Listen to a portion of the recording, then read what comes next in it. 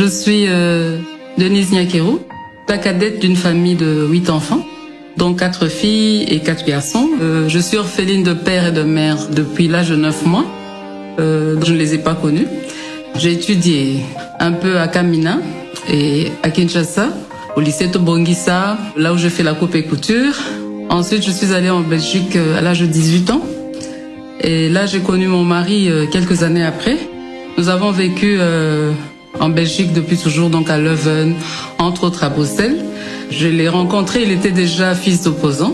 Donc vous pouvez imaginer la vie qu'on menait. On a eu à faire des études, des formations pour pouvoir nous en sortir dans ce combat qui n'était pas facile, mais je ne m'en plains pas. Alors, en tant qu'aide-soignante, j'ai fait des études d'infirmière, mais je n'ai pas terminé, donc j'ai fait une année. J'avais besoin de travailler à cette époque. En tant que soignante, tout simplement, je travaillais dans différentes maisons de repos, dans des hôpitaux. Et voilà, j'ai fait quand même 10 ans de carrière. C'est vrai que c'était pas facile, c'était un monde que je devais découvrir. Mais par après, j'ai compris que c'est un métier que j'aimais beaucoup. Et voilà que en 2017, quand mon mari m'a dit qu'il voulait se présenter aux élections présidentielles, j'avoue que j'ai beaucoup réfléchi. Je me suis dit, bon, est-ce qu'on va y arriver ou pas? Je ne sais pas, mais bon. On est venu, il s'est enrôlé avec nos peu de moyens qu'on avait. Le Seigneur était avec nous. Et là, j'ai compris que ma vie ne sera plus comme avant. Alors, durant la campagne, ce que j'ai remarqué, c'est que vraiment, il y a beaucoup d'attentes. Les gens ont besoin de changement, ont besoin de se sentir valorisés, écoutés surtout et accompagnés dans leur vie. J'étais en face des filles qui n'étaient pas préparées à avoir des enfants.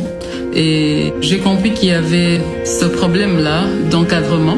J'ai vu des enfants qui ne vont pas à l'école, dont les parents, plutôt les mamans, parce que j'ai pas eu à discuter beaucoup avec les hommes, qui me disent que les enfants ne savent pas aller à l'école. C'est des enfants qui sont abandonnés à eux-mêmes. Lorsque je voyais d'autres personnes qui étaient vraiment, qui n'y croyaient plus, qui se disaient que voilà, vous êtes là tout simplement parce que vous voulez qu'on vote pour vous et vous allez nous oublier, vous n'allez rien faire pour nous. C'est qu'il y a des personnes qui ont tellement des blessures, des douleurs ou qui sont désespérées. Vraiment remettre un sourire ou leur donner un peu de chaleur au cœur n'est pas facile. Croyez-moi, c'est pas facile. Et c'est face à ces souffrances que je me suis dit, si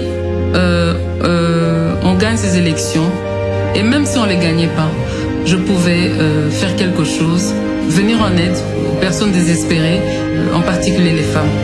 À titre illustratif, un enfant sur 10 meurt avant d'atteindre l'âge de 5 ans. Le saviez-vous? Le mariage précoce avant 18 ans. 43% des femmes âgées de 25 et 49 ans ont déclaré en être victimes. Le saviez-vous? Seulement 3 femmes sur 10 ont accès au marché du travail et majoritairement dans l'informel. Le saviez-vous?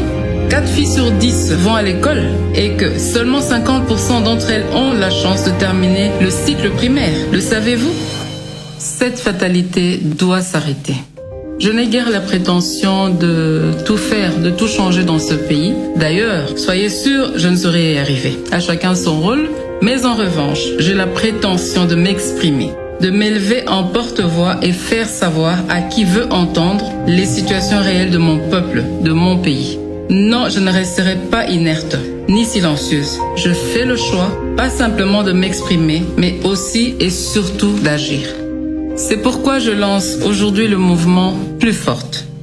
Plus Forte se veut avant tout d'éveiller les consciences des filles et femmes congolaises, de les accompagner dans l'amélioration de leurs conditions de vie ainsi que leur situation actuelle. Ce mouvement repose sur 4 piliers. L'éducation. La génération 2030 est celle d'adolescence d'aujourd'hui. Pour ce faire, je crois qu'il nous faut plus d'investissement dans leur éducation en vue de prévenir le mariage et les grossesses précoces. Nous aurons les femmes plus fortes en 2030 si nous investissons aujourd'hui dans l'éducation de nos filles. La santé. En tant que prestataire de santé et mère, je n'aimerais pas voir une femme mourir en donnant la vie pour des causes qui sont évitables. Je rêve d'une génération de femmes plus fortes, capables de planifier les naissances et de contribuer efficacement au développement de ce beau pays. Je voudrais contribuer à soulager les souffrances des drépanocytaires à travers une bonne prise en charge. Les violences basées sur le genre. Nous avons l'obligation de restaurer la dignité des femmes congolaises en vue de leur pleine participation à la consolidation de la paix et la reconstruction de la nation.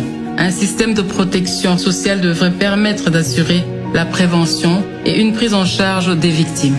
Le développement des centres d'accompagnement des femmes et des filles victimes devait être une de nos priorités. L'autonomisation. Quand une femme est autonome, c'est toute la société qui en bénéficie. Encourager les initiatives des femmes entrepreneurs et accompagner les activités génératrices des revenus des femmes et jeunes filles vulnérables contribueront à les rendre plus fortes dans le développement harmonieux du pays. Mes chères dames, en tant que première dame, mère de 4 filles, je m'engage à ce que vos problèmes ne soient plus inconnus. Je m'engage à être la porte-parole de vos différentes causes.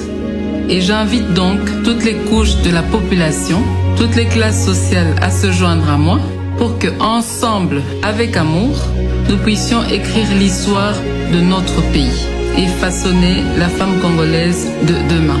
C'est au travers de l'effort collectif que la saveur du résultat est agréablement ressentie.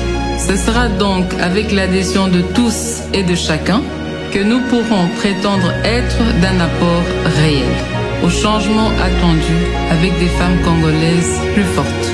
Ensemble, plus fortes.